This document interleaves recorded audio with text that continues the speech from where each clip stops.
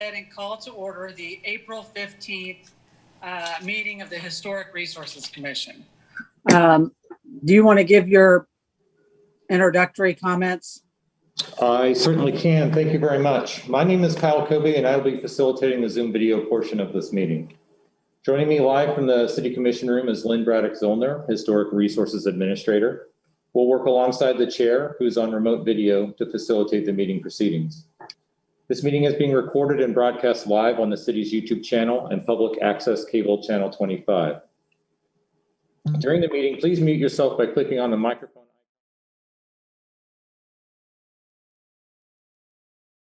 When you are muted, a red line will appear over the icon. This will make it easier for everyone to hear the meeting. Just remember to unmute if and when you want to speak. In the menu, you can also turn your camera on or off by clicking the video icon located next to the microphone icon. For the purposes of this public meeting, please keep your video on for the duration. If you are participating by phone, you can enter *6 to mute and unmute your phone. Somewhere on your Zoom screen, you will also see a choice to toggle between speaker and gallery view. Speaker view shows the active speaker. Gallery view tiles all of the meeting participants. Commissioners, you must state your name and title each time you speak. Members of city staff must also state their name and title each time they speak. I'll also ask that applicants and members of the public identify themselves each time before they speak to ensure that everyone is able to follow along. When public comment is sought on an item, individuals participating via Zoom should use the Raise Your Hand feature. Windows and Mac users can access this feature through the Participants button at the bottom of their screen. Android and iPhone users can access this feature through the More button located at the bottom right corner of their screen. For those calling in by phone, you may dial *9. Individuals will be called upon by name in the order they appear on the meeting host screen. When you are called on, please unmute your listening device and state your name before speaking. The chair will then call for in-person public comment for those who are physically present. Staff will direct you to the podium to speak while following social distancing and safety protocols. All motions need to be stated clearly. After a motion is made and seconded, the chair will call on each commissioner individually to provide their vote. The chair will then announce whether the motion carried and the count of the vote. I want to again remind everyone to please mute yourself when you're not speaking. I'll now turn the meeting back over to the chair. Thank you. This is Chair Jody Meyer. I'm going to go ahead and call roll call to see which members are present. Brenna Buchanan Young. Here. Chad Foster. I'm here. Jay Hawley.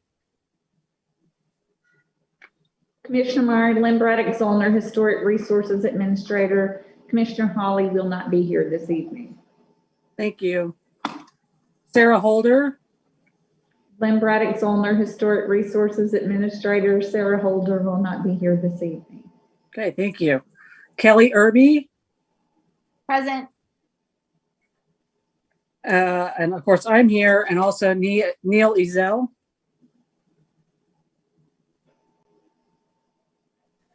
Yes, I'm here. Okay. Okay, this is Commissioner Meyer again. We will start with the first item on our agenda, which is communications from other commissions, the State Historic Preservation Officer, and/or the general public. Lynn, do we have any of those items? Lynne Braddock Zollner, Historic Resources Administrator. We have no communications this evening. All right, this is Chair Meyer. Is there any disclosure of ex parte communications by any members of the commission tonight?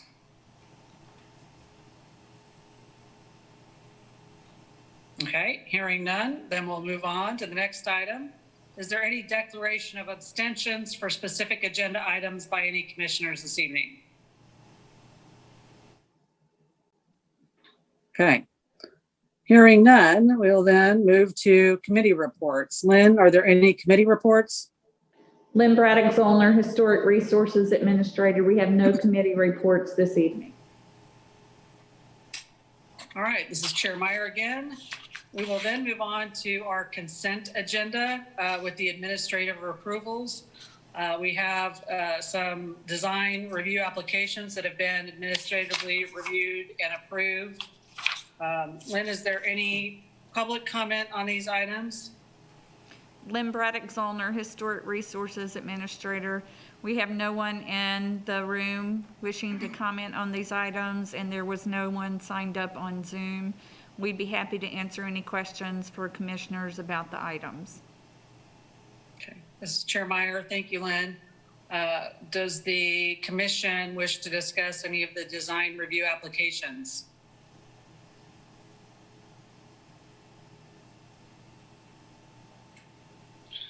And if there is no, This is Okay. Commissioner Foster. I will move that we confirm the attached design review applications, which have been administratively reviewed and approved by staff. This is All right. Commissioner Buchanan, I second. okay, there is a, this is Chair Meyer. Commissioner Foster moved and Buchanan Young seconded. So we'll take a roll call vote. Commissioner Buchanan Young, Aye. Commissioner Foster, Aye. Commissioner Irby, Aye. Commissioner Ezell, Aye. and Commissioner Meyer is an aye. So that motion passes 5-0. All right, we will move on then to the general public comment item of the evening. Lynn, is there any general public comment? Lynne Braddock Zollner, Historic Resources Administrator. We did not have anyone sign up for public comment, and there is no one in the commission room to comment. This is Chair Jody Meyer. Thank you, Lynn. We will then move on to our public hearing items. The first of the public hearing items is DR 21-67, which is 1306 New Hampshire Street. Lynn, is the applicant present? I'll give you a quick rundown. Lynne Braddock Zollner, Historic Resources Administrator. I'll give you just a little bit of staff information, and then we can, the applicant is present, so we will hear from them. This is DR 21-00067 for 1306 New Hampshire Street. It's in a new addition and a special use permit. It's a state preservation law review. The property is contributing structure to the South Rhode Island and New Hampshire Street Historic Residential District. This is for a couple of things to look at. You usually don't look at special use permits. That's usually something that staff does as an administrative review, but because there was a new addition and some interior alterations associated with the project, we decided to bring that special use permit to you as part of the overall project. The special use permit is really to allow the continuing duplex use to exist. Because the addition will add square footage to the structure, a special use permit is required to allow the duplex use to continue because this is a single dwelling residential district. So it's actually the addition that's causing the special use permit process. That special use permit will go to the Planning Commission for recommendation to the City Commission for approval. You're not looking at the Land Development Code part of the special use permit, but rather how it impacts the listed property. Staff is of the opinion that it is a residential structure, and even though it's a duplex, it still has the form of a detached dwelling, and the approval of a special use permit will not encroach upon, damage, or destroy the structure or the district. The part of this project is also a new addition that would be approximately 206 square feet, and would be clad with fiber cement lap siding. And it's on the rear of the structure. I hope you had a chance to look at the excellent drawings that were included in your packet. Most of the materials for the addition are compatible with the existing structure, with the exception of a proposed new metal roof for the addition. Staff is of the opinion that the metal roof is not appropriate for the addition and that it should be composition shingle. I did have this is a rehabilitation tax credit project, which is why you had such excellent information in your packet with photographs and drawings. Did have the opportunity to visit with the tax credit reviewer for the State Historic Preservation Office, and they will also not be recommending a metal roof for the addition. You do review interior alterations as part of the state law review. Staff had a few concerns about a wall that separates the living area to the kitchen, perhaps not having enough of a cased opening, and then the removal of some stairs. But overall, I think the impact is minimal and the interior alterations could be approved. With that, I'd be happy to answer any questions. The staff recommendation is for approval of a revised project to not include the metal roof. And I'd be happy to answer any questions you may have. This is Chair Meyer. Has the roof issue been discussed with the applicant? Lynne, Braddock, Zollner, Historic Resources Administrator, they got the staff report last Friday, and we did hear with them right before the meeting that they would like to speak to the metal roof issue. Okay. This is Chair Meyer. Thank you. Is there any other comments for Lynne or questions from commissioners? Okay. Would the applicant like to say anything? This is Mike Myers with Hernley Architects, and I would just briefly like to discuss the metal roof issue. We appreciate staff's review of the project. I guess my first question would be to just, if I could start with a question to staff as to why the metal roof isn't appropriate. Lynne, Braddock, Zollner, Historic Resources Administrator. Typically, a house of this type, an architectural style, would not have had a metal roof. Metal roofs were not typically part of additions to structures of this size, and so this architectural type, and so the metal roof would not be appropriate for the addition. Okay. I just doing a little bit of homework right before the meeting. My wife and I took a walk around the neighborhood, partly to see what has been approved previously in terms of metal roofing. And, you know, there are certainly a few projects. I'm sorry, let me back up. I live 2 doors south and have this property for about 27 years.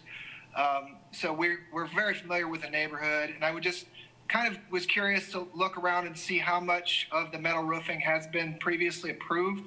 And I did see some. Now, I don't know how many of those are listed contributing structures, but there's certainly a few, and I've been involved with several of these projects where they have been approved in an environs review situation. I can't think that I've done one in a listed structure, but the thing that struck me right off on the way back looking at properties was that right next door to this structure is a historic standing seam metal roof that, I mean, it's old and rusted. It's been there for probably 80 to 100 years. So, you know, again, it's on an accessory structure, not on the primary dwelling, but it's a material that is seen in this neighborhood historically.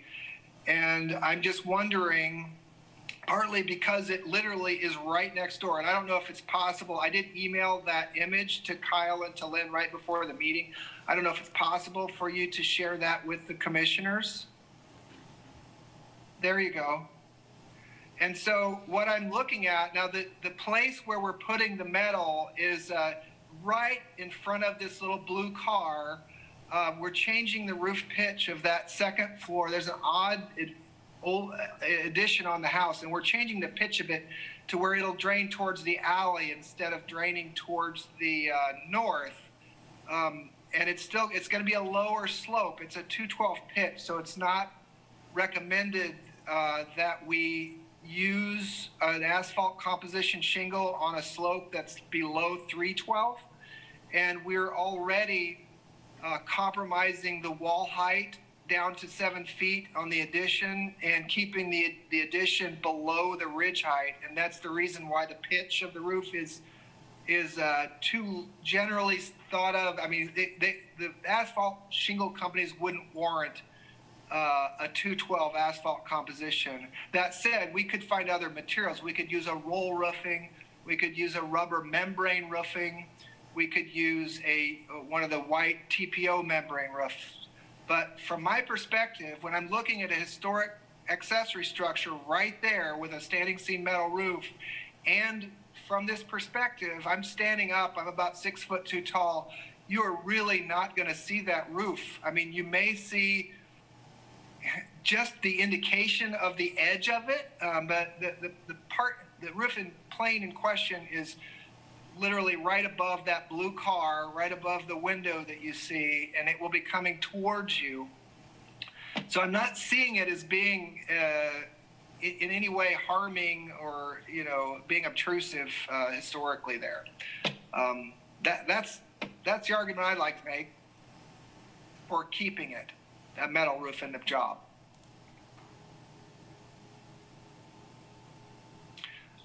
Beyond that, I think that was the only comment. So I would put it back to staff or the commission for more consideration.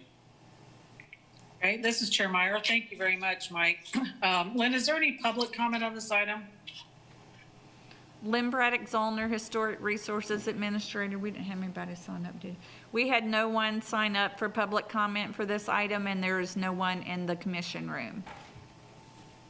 Okay, this is Chair Meyer again. I'll bring it back to the commission for discussion then. This is Commissioner Foster.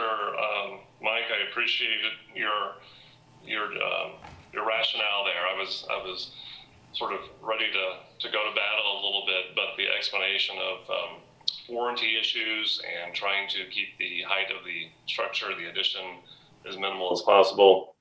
Appreciate you guys looking at alternative roofing materials I don't have an issue with the proposed standing seam metal roof. This is Chair Meyer again. Lynn, what about the accessory structure next to it with the metal roof? I mean, how does that play into any consideration? Lynne Braddock Zollner, Historic Resources Administrator. Historically, accessory structures, some of them did have metal roofs. It was much more common on accessory structures as they were built typically to a lesser standard because they were intended to be utilitarian structures. Typically, you did not see metal roofs on styles of this architectural style like this house. There have been some metal roofs on additions, but it is definitely not typical and not recommended for a listed property. It is a listed property that we're discussing this evening. This is Chair Meyer. Thank you, Lynn. Any additional commissioner discussion? This is Commissioner Buchanan. I'm with Chad where I prepared a bunch of notes to kind of go to battle about this standing seam roof. Because on a T plan, it really is atypical. But now hearing the warranty issues, it's definitely, I'm in favor of allowing it if SHPO is going to approve it for the tax credits. I think that's going to be a different conversation for you, but I think you have a very a good argument I'd much rather have a lower roof line and go with a metal seam roof than have to go the alternative. I do have one question on the south wall of the upper living room. So your second floor, if you look at sheets A 1.1, there's the living room, there's a south wall, there's a lack of a fenestration there, both in plan and in elevation, obviously. Is there a reason why you didn't add a window kind of like if you're looking at the living room from the second floor on sheet A 1.1, kind of behind the chair.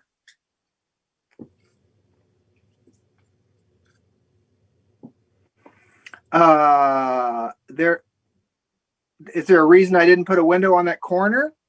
Yes. On that corner, like the south wall of that. To make it be more of like almost like a bay. So let me make sure I have my measurements right, or my angles, my north arrow correct. So south, you're talking about behind. I have a chair in a corner, a very Yes. the wall is very short there, Yes. and it looks over a balcony, like a second floor deck. I don't know. The wall is 5 feet long.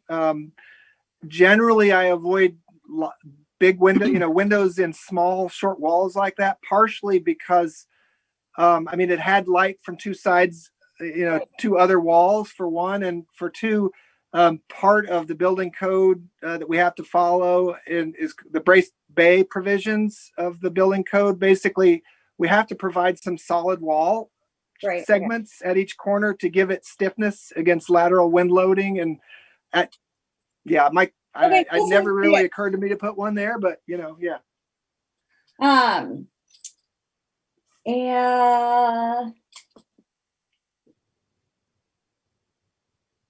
Only other thing I have is it's a great drawing set. I wish we could get more like them. Oh, thank you. The tax credit projects do tend to have me drawing a lot to try to get it explained correctly. This is Chair Meyer. I'm actually going to go out on a limb here and I'm going to say that I would not approve the project without alternative roofing. I'm with Lynn in that this is a contributing structure to the South Rhode Island, New Hampshire district. I think when we're talking about contributing structures, we need to toe the line about that. And so I'm supportive of the action as Lynn has recommended, or I suppose maybe we could talk about something then other than composition shingle. But again, with a contributing structure, I'm not inclined to approve it personally. So that's my 2 cents about it. Does anybody else have a comment?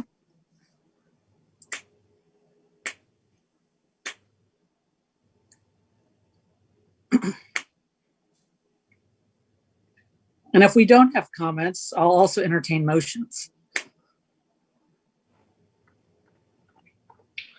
So This Mike, is Commissioner Foster, and I'll take a stab at it.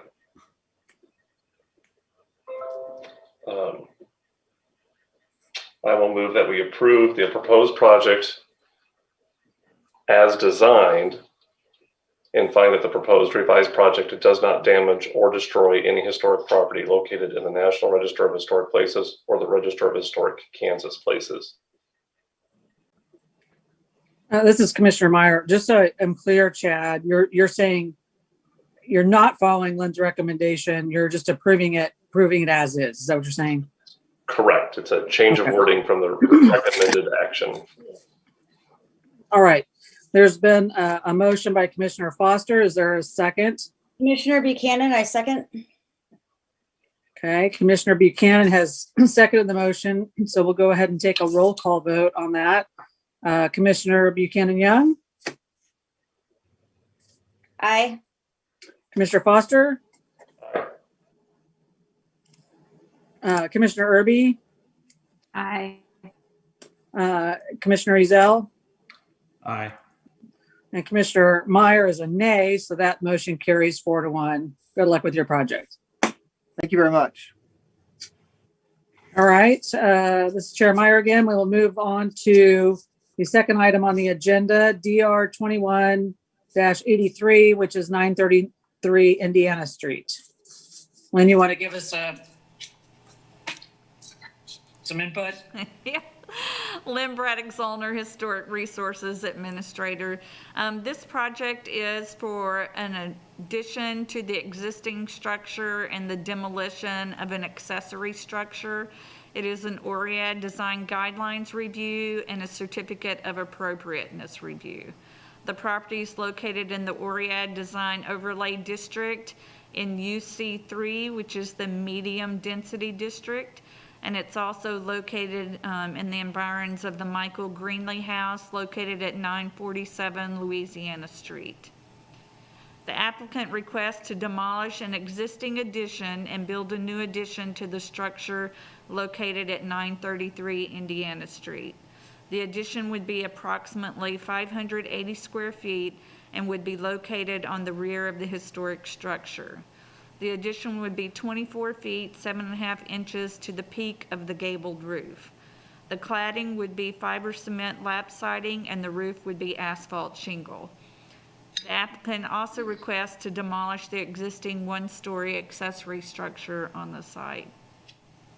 Overall, the new addition would be compatible with the environs of the Greenlee House and meets the intent of the Oread Neighborhood Design Guidelines. The accessory structure is in such poor condition that it no longer contributes to the character of the environs or the overlay district. While its removal does alter the character-defining spatial relationships of the environs in the overlay district, the proposed new parking pad configuration that replaces the accessory structure and is part of the project is now typical for the area.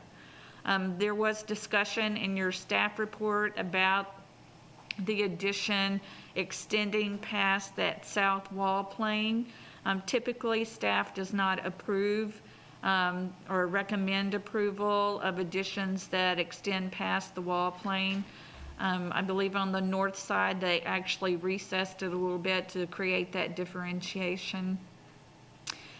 Because this is an Oread Design Guidelines review, the guidelines speak to this addition being at the rear of the structure. It does not specifically address expanding out from the wall plane of the historic structure. So staff was of the opinion, since the extension is so small and so far back on the historic property, that it could meet the intent of additions in the Oread overlay district. Staff did also speak to the applicant in hopes that they would remove the vinyl siding on the house, but at least the new addition will be fiber cement board, so that is good for the house. The windows are Anderson 100 series windows, and while that's not a wood window or an aluminum clad wood window, it has been used in the Oread district before and has a similar profile to historic windows, if not exact. It's close as a replacement product, and staff and the commission have approved that window type in the past. So staff is recommending approval of the project for the certificate of appropriateness and for the Oread Design Guidelines review. And I'd be happy to stand for any questions you may have. This is Chair Meyer. Do any commissioners have questions for Lynne? Not hearing any. I'll ask if the applicant is present. I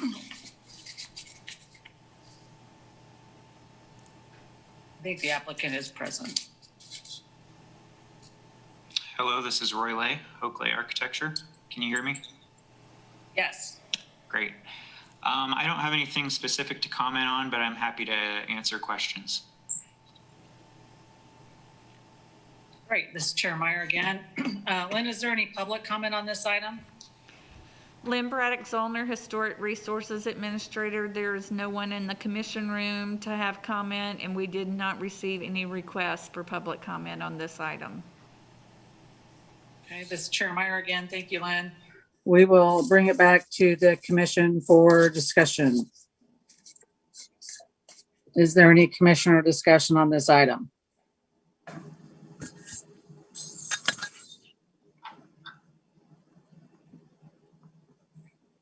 Or motions? This is Commissioner Buchanan. I do have, I guess, some questions for the applicant. On your drawings, there does not appear to be any veneer on the exposed concrete. Is that correct? Did I read that properly? Yeah, that's shown as concrete, but the owner is willing, based on the comment in Lynne's staff report, to do either a brick or some kind of a stone that is harmonious with the original foundation wall. Okay. On these are all going to seem kind of nitpicky, but they are questions. The windows on the ones that are the awning windows. Yes. Are you dead set on those being awning, or can they transition to be double hung? Let's see. Let's look at those. Yeah, those could be double hung. They were just above a bathtub, so I was trying to get them out of the wet area. And I thought the proportion matching the sash of the double hungs looked nice. So. And correct me if this is, I read this incorrectly, but this is going from a 3-bedroom to a 5-bedroom. Correct? Correct. Yeah. And on the exterior on your trash area, is that going to have an enclosure?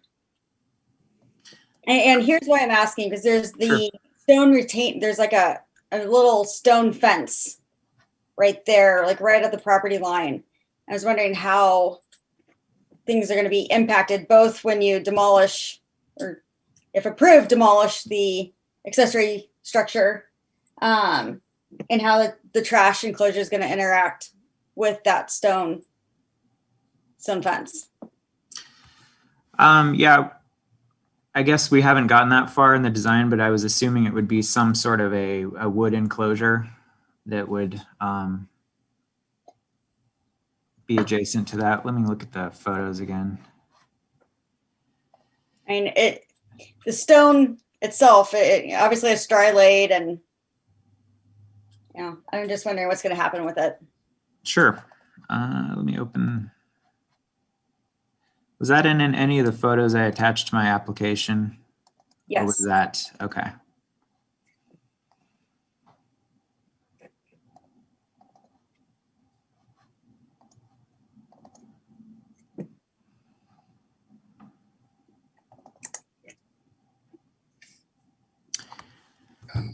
Yeah, that stone wall would need to be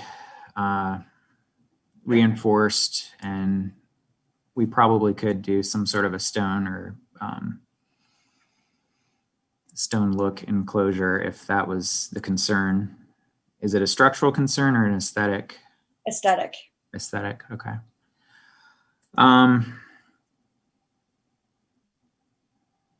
Being that this is an environs review, I'm looking at the things that do impact the environs of the structure, and the existing features like that, I catch my attention.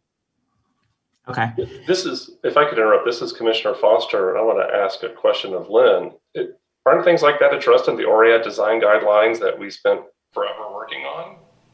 So wouldn't that be administratively handled, and or are we catching something that staff missed?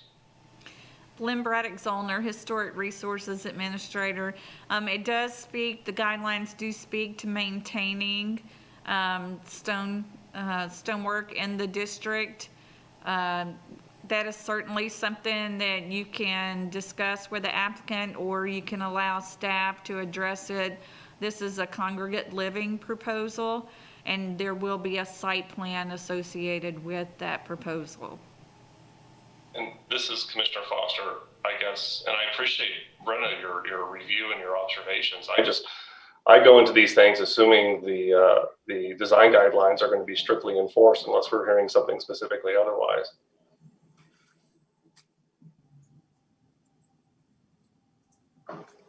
Well, this is Commissioner Buchanan. On that note, I will not ask about the trees. I didn't see anything written specifically about them in the staff report. Now, granted, I do assume that they will be strictly enforced, but I just, devil's advocate. This is Commissioner Foster. Maybe not. I mean, I guess I'm not quite sure what all happens behind the scenes to make sure that the guidelines are applied appropriately. Again, a question back to Lynn. Do we, should we be reviewing all aspects of the design guidelines, or has staff done that and staff's report is just alerting us to any discrepancies? Lynne Braddock Zollner, Historic Resources Administrator. I think it's with Your purview to review this using all the guidelines. Typically, landscape elements are handled with the site plan, but it's certainly something that you can discuss as part of this project.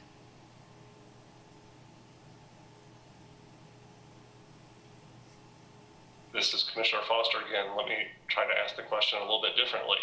So, should our discussion go forth with the assumption that staff will enforce all the provisions of the design guidelines without us going through them individually? Or do we need to raise that issue like Brenna is doing right now, of those things that's catching her eye that I guess may or may not have been reviewed yet? Will they be reviewed? Lynne Braddock Zollner, Historic Resources Administrator. I think it's very appropriate to discuss the items that Commissioner Buchanan has brought up about the stone retaining wall. I think that's certainly within your purview, and I think it's probably something that's good to discuss at this point if that's important to the commission and following those guidelines. This is Chair Meyer. I guess I take Chad's question to mean something else, which is this something that you as the staff in reviewing this and preparing a report is concerned about, or something that we need to be, we need to go through the guidelines ourselves kind of with a fine tooth comb to determine that if staff doesn't? I mean, I think Chad's saying was this something that was overlooked or something that you weren't concerned with? And maybe Chad can say if I'm speaking out of turn about what he's saying. This is Commissioner Foster. I agree, Jody. Yeah, the design guidelines are probably a 100-page document. I'm looking for staff to point out where there's discrepancies from that document and bring that up for our discussion. And if Brenna's thorough review, again, thank you very much, is finding things that don't seem to gel, why aren't we being alerted to those? Lynne Braddock Zollner, Historic Resources Administrator. I think when I was reviewing this project, I was concerned about the addition and the demolition, and thinking that that piece of it would be included in the landscape review with the special use permit for the congregate living, but that it's certainly a guideline that we'll need to review it by. Most of the stone walls that the guidelines are speaking to, or the majority of them, are in the front yard. I think when you're looking at the guidelines, that's the intent, but we certainly can look at that. We can discuss it this evening, or staff can look at that with the site plan that goes along with the SUP permit.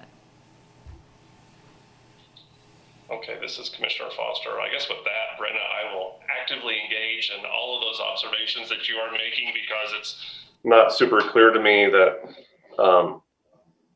that my assumptions are necessarily happening. So yeah, let's let staff and the applicant hear about all of those things that we may see that may be in conflict with the design guidelines. So you have my full attention, Brenna. Well, this is Commissioner Buchanan. I in no way intended to step on anyone's toes or call anybody out. That I happen to know those guidelines very, very well. And so I don't have to I just know them. And so when I'm looking at something, things stand out. And the reason why the trees come up is because of the size of the addition. Was discussed that it is protruding beyond that side of the structure. And if we did want to explore the option of shrinking that addition so it does become subordinate on both sides, I was wondering, would it save a tree? Is kind of what I'm wondering, because it doesn't appear on the site plan. So the site plan that was submitted for this review, which I know is going to be separate from the site plan review further down the road, I wanted to understand where its location and impact to the existing proposed addition. And if other commissioners wanted to look at shrinking the addition to fit more in line with the guidelines.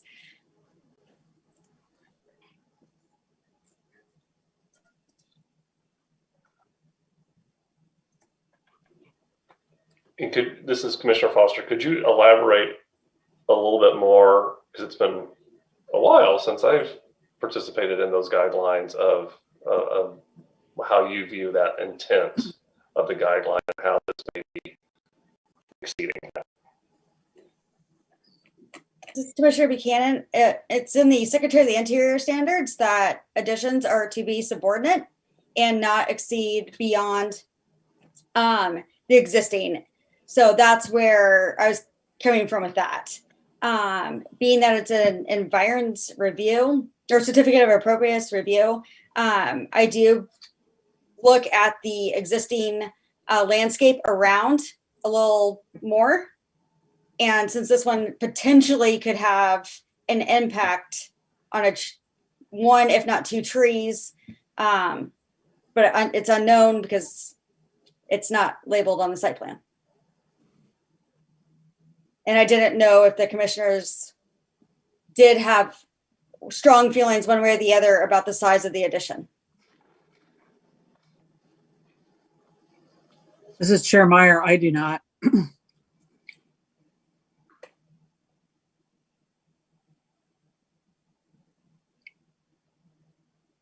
All right, any other commissioner discussion? Comments or concerns? I guess for Chad and Brenna, I guess, does any of what you brought up, does that change your position about the recommendation for this project? This is Commissioner Buchanan. I am not in favor of approving this project. I feel like this is exactly what the design guidelines are intended to try to circumvent from happening. So what, just so we're clear, so the applicant's clear, what part of it are you concerned about? Going from a 3-bedroom, this is Commissioner Buchanan, going from a 3-bedroom to a 5-bedroom, creating the need to meet the parking requirements, thus removing an accessory dwelling and replacing it with a parking tray for 5 cars, which is not recommended.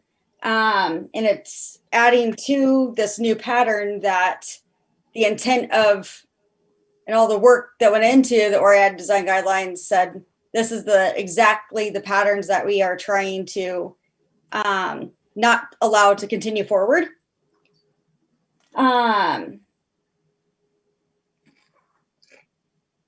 That's really my biggest one, is that it just really does not meet the intent of the design guidelines for the Oread district. All right, this is Chair Meyer. Chad, do you have anything else? Yeah, this is Commissioner Foster. It's been so long since I participated in those design guidelines.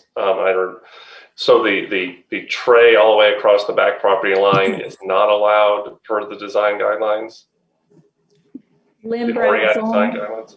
Lynne Braddock Zollner, Historic Resources Administrator. That is actually a design Shown for parking off the alley in the design guidelines. So all the way across, because I remember there were versions like 2 deep and stuff like that, but parking all the way across the back part is allowed. Lynne Braddock Zollner, Historic Resources Administrator, there has to be a 2-foot separation from each property line. Okay, thank you, Via. This is Commissioner Foster. I guess, yeah, if in the big picture, if the elements do meet the Oread design guideline, I look at this structure as it's being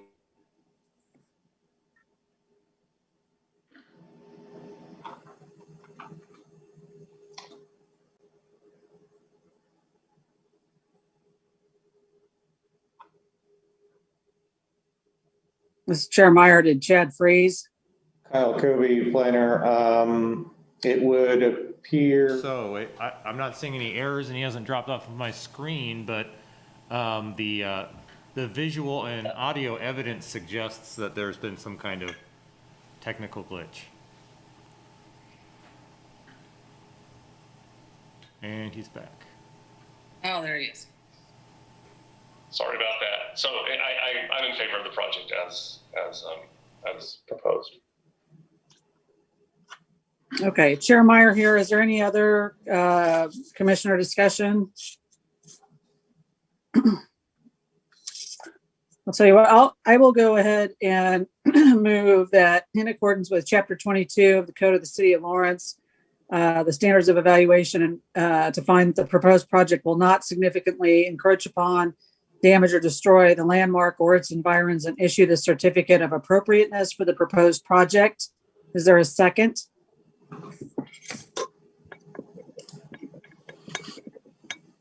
This is Commissioner Foster. I will second.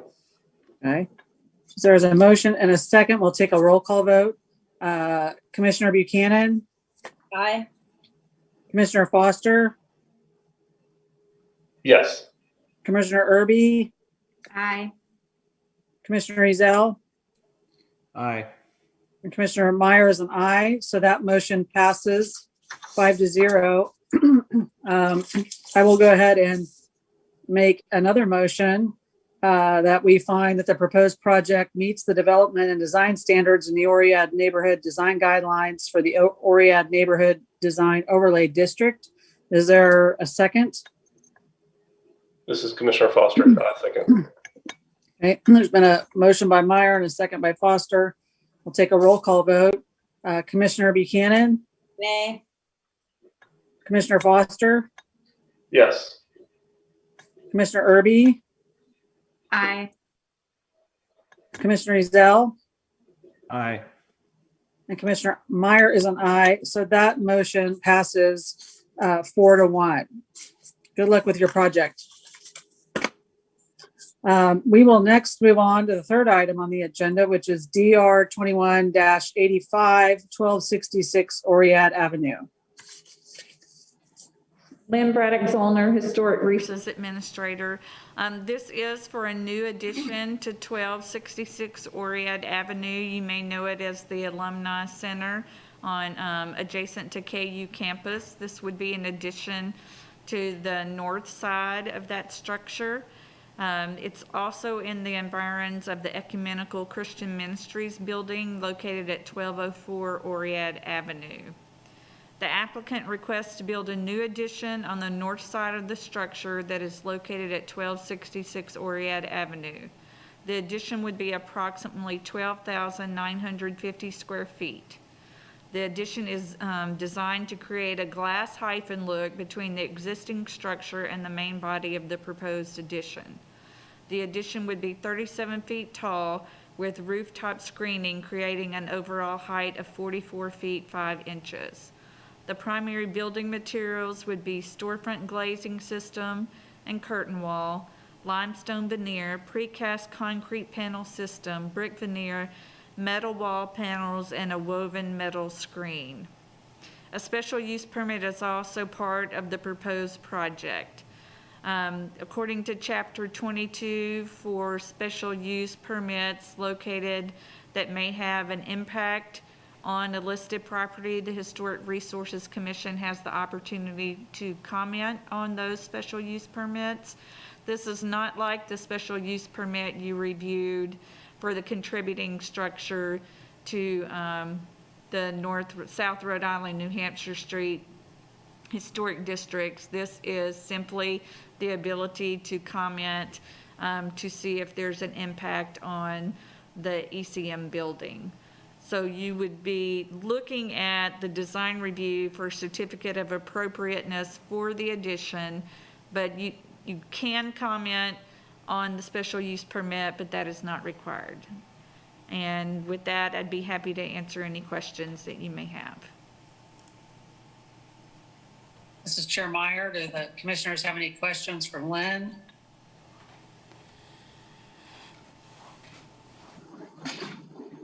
Alrighty then, is the applicant present? Yes, this is Evan Fox from Helix Architecture and Design. We're the applicant, and Heath Peterson with the K Alumni Association president is also on. So we're happy to answer any questions. Mr. Chair Meyer, thank you. Lynn, has there been any public comment on this item? Lynne Braddock Zollner, Historic Resources Commission Administrator. There is no one in the commission chambers choosing to comment, and we had no one sign up for comment for this item. This is Chair Meyer. Thank you, Lynn. We will bring it back to the commission for discussion then.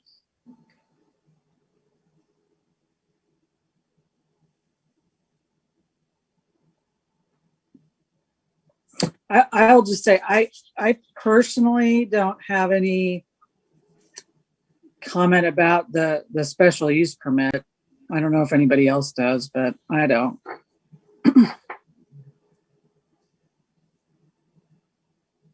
I'll also entertain any motions. Can I motion to approve even though I'm the architect? Does that work? No, sorry. Okay. I'll mute myself. I'm sorry. I'll mute. Although I do appreciate a timely request to make a motion. This is Commissioner Foster. I'll make a motion. I will move that we find the proposed project will not significantly encroach on, damage, or destroy the landmark or its environs, and issue a certificate of appropriateness for the proposed project. This is Okay, Commissioner Buchanan. I'll second, unless Evan Fox would like to. Is there a third? Because I'll do a third. That's available. We think that's overkill. This is Chair Meyer. There's been a motion and a second. We'll go ahead and take a roll call vote. Commissioner Buchanan? Aye. Commissioner Foster? Yes. Commissioner Irby? Aye. Commissioner Ezell? Aye. And Commissioner Myers and I, so that motion carries 5-0. Did anybody want to make any comments about the special use permit? No comment. Okay. Hearing none, then we won't make any comment on that. So good luck with the project. Thank you. Thank you. Appreciate it. Okay, we will keep rolling on to item DR 21-88, 1308 New Hampshire Street. Well, thank you very much. Kyle Kobe with planning. This item is a state. For state law review for a residential accessory structure at 1308 New Hampshire Street. The property is contributing to the South Rhode Island and New Hampshire Street Historic District. The applicant is requesting to construct a 1.5-story, approximately 528 square foot accessory structure. The proposed structure would be approximately 24 feet by 22 feet, located in the rear yard adjacent to the alley. The proposed structure would be 19.5 feet tall. I want to apologize. I know I keep adjusting my mask. It's bothering me a little bit. The proposed structure would be 19.5 feet tall. The principal structure is 20 feet 3 inches tall. First floor of the structure will be used as a garage with an interior staircase leading to the second floor. The second floor plans show a small space for a craft studio storage room area. The height of the proposed structure will be less than a foot lower than the principal structure. The two structures will be relatively equal in terms of height. So as a result, the prominence of the accessory structure is a little bit closer to the principal structure than is ideal, but it is within range of other accessory structures located within the district. In addition, the difference in grade on the property is lower where the accessory structure will be located than the primary structure, which will help mitigate the similarities in height. The smaller footprint and gabled roof also helps reduce the prominence of the proposed structure relative to the primary. So while the height of the proposed structure is somewhat taller than ideal, in this specific case, staff's opinion is that the proposed accessory structure is compatible with the principal structure and the character of the district. And staff recommends that in accordance with the Secretary of the Interior standards, the Commission approve the proposed project, and find that the proposed project does not damage or destroy any historic property included in the National Register of Historic Places or Register of Historic Kansas Places. And that concludes my presentation. I'd be happy to answer any questions, and I see that the applicant is here with us as well. Mr. Chair Meyer, does anybody have any questions for Kyle? I don't think so. Okay, then, does the applicant wish to have any comment? This is Mike Myers with Hernley Associates Architects, and just wanted to thank staff for their review and ask that you consider following their recommendation of approval. Thank you. Mr. Chair Meyer, thank you. Lynn, is there any public comment on this item? Lynne Braddock Zollner, Historic Resources Administrator. There is no one in the commission room for comment, but the owners of the property are on the Zoom meeting if they would like to comment. All right, thank you. Do you wish to comment? Yeah, this is Walt Clogston with my wife, Tony. Hello, everybody. No special comment. We just liked working with Mike Myers, and we're anxious to hopefully get approval. Thank you. Mr. Meyer, thank you. All right. Did I ask if there was any public comment on this item? Kyle Kobe with planning, yes. Okay. Thank you. Chair Meyer, again, we'll bring it back to the commission for discussion. This is Commissioner Buchanan. I did have one question for staff. Is this too similar and not differentiated enough where it's Mimicking some of the details underneath the gable ends. And we all really like things when it just blends in and works well. But I'm wondering if it is too similar and can be interpreted as mimicking. Kyle Kobe, with planning, was that a question? That was a question for staff, or was that an open question for the other commissioners? This is Commissioner Buchanan. This is for staff. Kyle Kobe with planning, I see where you are going with that for sure. I do not see, it is rather similar to the other accessory structure there and some of the other structures in the district, but in my review, and I think, in the subsequent reviews that took place, that did not strike me as an issue of significance, which would cause a recommendation for denial. This is Commissioner Buchanan. Just to clarify, my question was not so much denial, but if there was any suggested revisions amongst the commissioners to Mike, or an ARC discussion. It is kind of a more seen litmus test.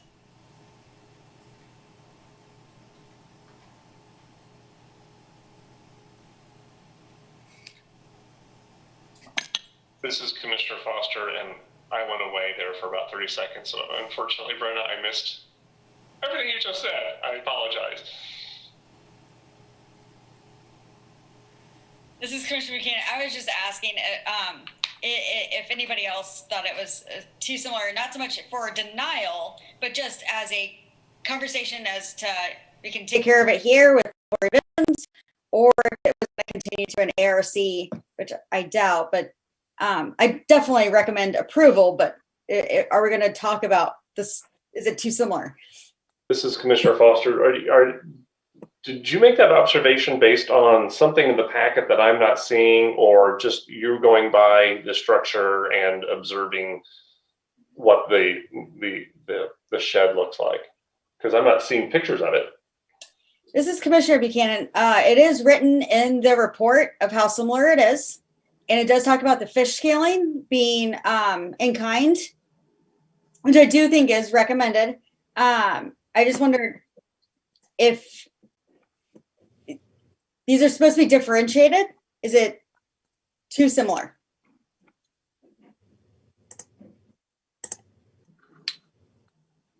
This is Commissioner Foster. Thank you. Looking, the imagery of it as a standalone element looks very nice, and I compliment the applicant and everybody involved in that. I guess from a staff report perspective, if there was a strong point to be made, I would encourage a photo of the existing structure you're comparing to. And then also when we're talking about the height of structures, it's always helpful to have the elevation or a site section that compares this structure to the main structure, so we can, you know, sort of see, are they really similar? And that's a drawing that we often see in a package that we don't see here. So I think it's hard to comment on that height thing as well. But yeah, I appreciate you mentioning that, Brenna. I bottom line am probably in support of the proposal as designed. That's just me. This is Commissioner Buchanan. I thought I saw something with the height mentioned, but not as a direct comparison. This is Chair Meyer. Lynn, do you want to talk about those issues at all? Lynne, Braddock, Zollner, Historic Resources Administrator. I'm going to refer your questions to Kyle Kobe. Oh, I'm sorry. Was the one that wrote the staff report. Kyle, my apologies. I did not mean to forget that you presented this. Kyle Kobe with Planning, that's no harm, no foul. Okay. I would ask if you could restate your question so that I can try to answer it appropriately. This is Commissioner Foster. I was just making an observation of if the staff report's wanting to make a strong argument on some aspect, whether it's height or similarity, include some imagery of what you're comparing it to, or have the applicant include a drawing that compares the height of this structure to the height of the existing structures. Again, that's something that we commonly see, but that's not going to prohibit me from supporting this application. Kyle Kobe with Planning. Oh, sorry. I thought there was in the drawing.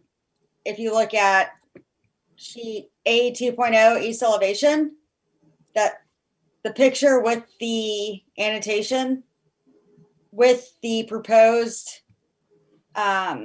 east elevation is present. Applicant or Mike, please correct me if I'm wrong. That's correct, Commissioner Young. The east elevation drawing has a photo of the house in it with a dimension shown of 20'3", and the east elevation of the building, it's a little bit rough in this, but it's based, I believe it's 19.6. So, and then again, the garage sits somewhere between 1.5 feet and 2 feet lower in elevation. So, you know, no, I did not provide a site section drawing, but I did get up on the roof and with my laser and measured that. So I'm pretty confident that the scale of it is different. And Commissioner Buchanan Young, relative to your comment, your question, we did put some detail on the garage that has the fish scale that's similar to the house, but I will say that the house is a pyramidal form with gables poking out with just a little bit of fish scale. I mean, I don't think you're going to read this garage as being anything ever than a newer garage than the house, in my opinion. Also, it's got two big overhead door. A big overhead door on it. And it'll have fiber cement siding as opposed to very old lap siding. So that's all I had. Mr. Chair Meyer, thank you. Is there a motion? This is Commissioner Buchanan. I'll make the motion that according to the Secretary of Interior standards of evaluation, the commission approve the proposed project and find that the proposed project does not damage or destroy any historic property, including the National Register of Historic Places and Register of Historic Kansas Places. Commissioner Right. Irby, second. Okay, great. There's a motion and a second. We'll take a roll call vote. Commissioner Buchanan, Aye. Commissioner Foster, Yes. Commissioner Irby, Aye. Commissioner Ezell, Aye. and Commissioner Myers and I. So the motion carries 5-0, and good luck with your project. Oh, I'm sorry, Mike, did you have a question? No, I had raised that prior to me being asked to comment. So Okay. I'm done. We're very All much. right. Thank you. Okay. You Thank can you. have a good drawing set. Thank you very much. Thank you very much. Bye. All right, this is Chair Meyer. We will now move on to miscellaneous items. Do we have any miscellaneous items? Lynne Braddock Zollner, Historic Resources Administrator. Staff has no miscellaneous items this evening. Okay. Just out of curiosity, do we yet know when we'll be back in person in the building for meetings? Lynne Braddock Zollner, Historic Resources Administrator. I have had no communication as to when we will come back to commission room meetings. Mr. Chair Meyer, thank you. That's all I had. This is Commissioner Buchanan. I don't know if any of you have seen the emails from SHPO or on Facebook, Social media, whatever. There are 2 surveys out there that the state is looking for input on their next state preservation plan. It'd be great if members of this commission took that survey. In addition to the Lawrence Preservation Alliance also has a survey right now regarding their strategic plan towards helping the city achieve our goals with regards to historic preservation in Lawrence. So I think it would be fantastic if we could all participate in those 2 surveys. Commissioner Irby, Commissioner Buchanan, do you have links or could links be shared? This is Commissioner Buchanan. I can try to get those links into an email and give them to Lynn so Lynn can disseminate them.